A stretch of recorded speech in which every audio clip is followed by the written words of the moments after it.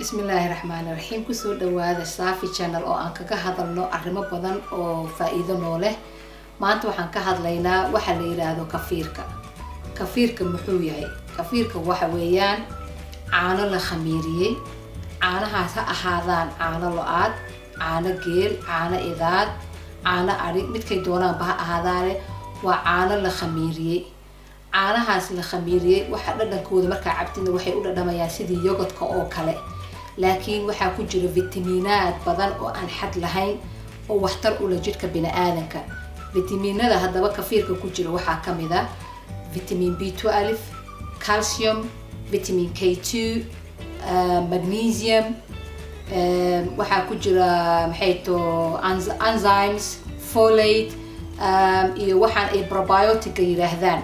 marka maxay ahayd kafiirka originally waxa uu ka soo jeedaa magaca kafiir waa turkey, macnaheeduna waxa weeyaan good feeling, waa dareen wanaagsan.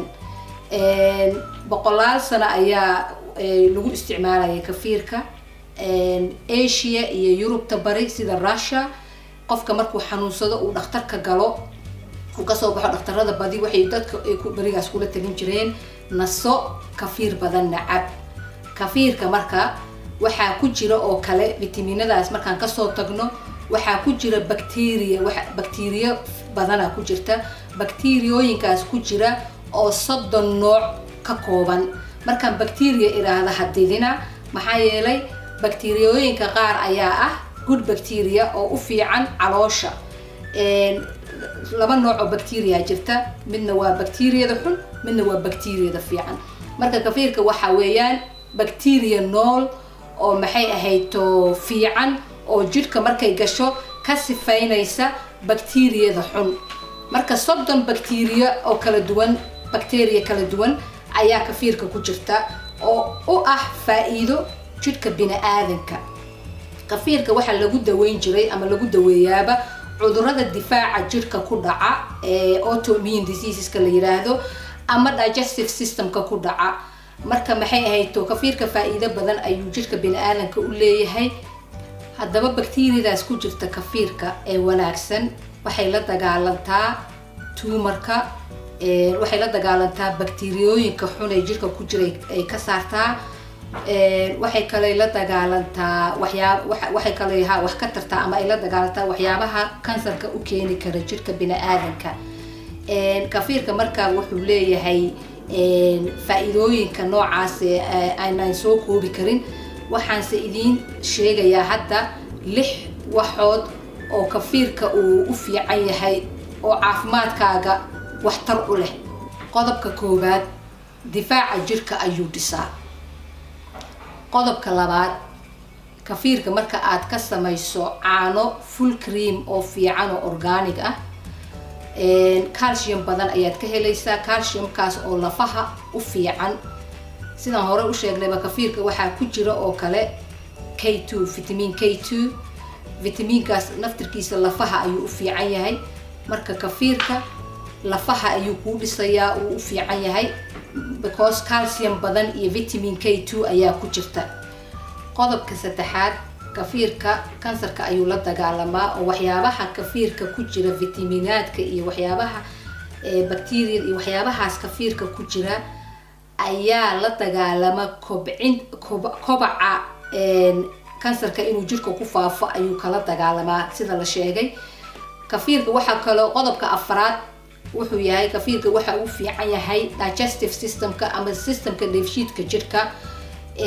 marka maxaa yeelay caloosha waxaa la yiri waxaa ku nool bacteriadaas caloosha ku nool waxay u badan tahay bacteria xun. marka kafiir cabtid bacteriada xumeed ayuu kaa saarayaa oo bacteriada fiican oo difaaca ku siinaysa ayuu ku caloosha ku abuurayaa.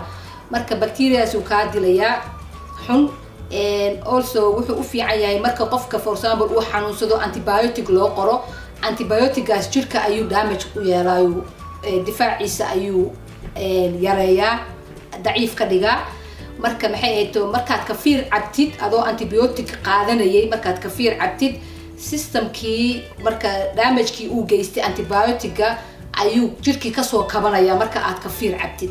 marka faa'iidadaasna waa leeyahay.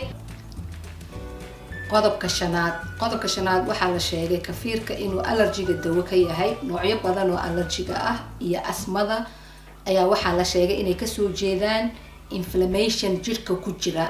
marka kafiirka cabitaankiisa waxaa la sheegay in ay yareynayso inflammationkaas jirka ku jira ee keeni kara allergiga iyo asmada. marka inaad kafiirka cabtid arrintaas faa'iido u leedahay. qodobkeena u dambeeyay 6aad, kafiirka wuxuu u fiican yahay maqaarka siduu ugu fiican yahay waxay tahay jirka sidaan horeba u sheegay bacteria ku jirta. problem oo dhan calooshu ka bilaabma. bacteriada caloosha ku jirta marka hadday out of control noqoto ay badato, waxaan ka hadlayaa bacteriada xun, hadday out of control noqoto ay badato dhibaatay keentaa. dhibaatadaas oo jirka kasoo baxda maqaarka kasoo bixi karta. waana marka aan aragno in qofka uu yeeshay finan wajiga iyo magaranaysaa eczema iyo acniga waxa ay dhahaan iyo nabro aan la garanayn ay jirka qofka kasoo baxaan. waxyaabahaas waxa keena waxa weeyaan bacteriadii caloosha oo out of control noqotay oo banaanka usoo baxday. marka arrintaasna kafiirka waa ka dawo. waxaan kaloo idin xasuusinayaa in kafiirka loo aqoonsaday in uu yahay cabitaanka qarniga 21aad. marka faa'iidada uu leeyahay halkan kuma soo koobi karno. hadda waxaan jeclahay inaan idinla sheer gareeyo sidaad gurigiina ugu samaysan lahaydeen kafiirka ugana faa'iidaysan lahaydeen waxtarkiisa. daawasho wanaagsan. haddana waxaan sameynaynaa kafiirkii saa hore idinku sheegaba kafiirka sida loo sameeyo. kafiirka waa kana 24 saac uu qamiirayay. waa kana waa miirayaa. waa idin tusayaa sida caanaha iyo gareynka loo kala saaro. marka aad kafiirka miiraysid waxaa u baahan tahay wax wada caaga. weelka aad isticmaalaysid kan aad ku miiraysid qaadada weelka wax kasta waa inay caag yihiin. marka aad laakiin dhigaysid waa weel dhala ah lagu dhigaa. caanaha lagu shubaa 24 saac. marka waa kana kafiirkii waan miirayaa.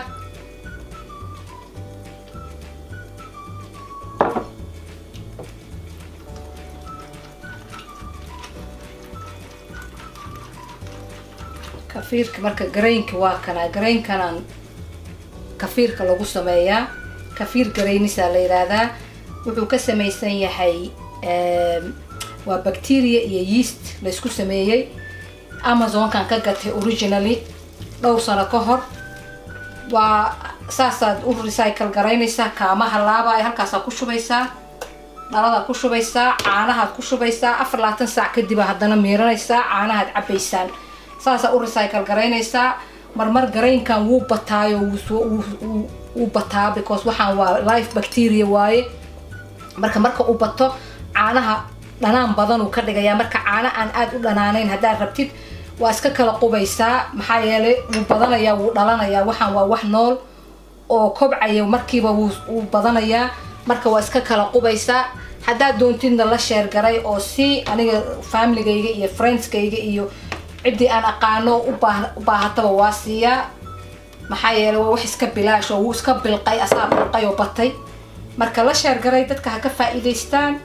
waa wax aad u fiican caafimaadka u fiican. wax tar badanna aad ka garan doontaan oo juucjuuca dhan iyo hergabka iyo bacteriyada iyo ilmaha madmataga iyo qashinka guriga waa ka yaraanayaa insha Allah. marka bahalkan barataan oo carruurta siisaan waxyaabo badan aad ka badbaadaysiin. ilaahay wax badbaadiyo laakiin hal dadaalo. bahalkan faa'iido badan uu leeyahay ka faa'iidaysta. waa kaasa waa live bacteria waaye. haddaa ka nixi lahayd haddaa ku farxi lahayd bacteria waaye laakiin waa bacteria waxtar u leh naftaada.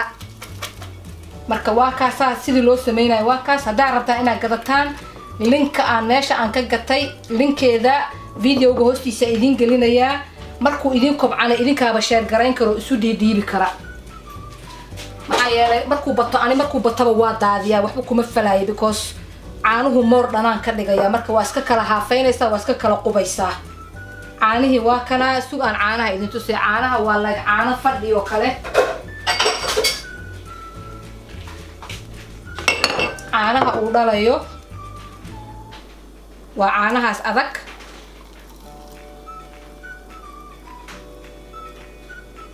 waa caano fadhi camal. فريشك ولي marka la galiyo aad ay u sii fadhiisanayaan marka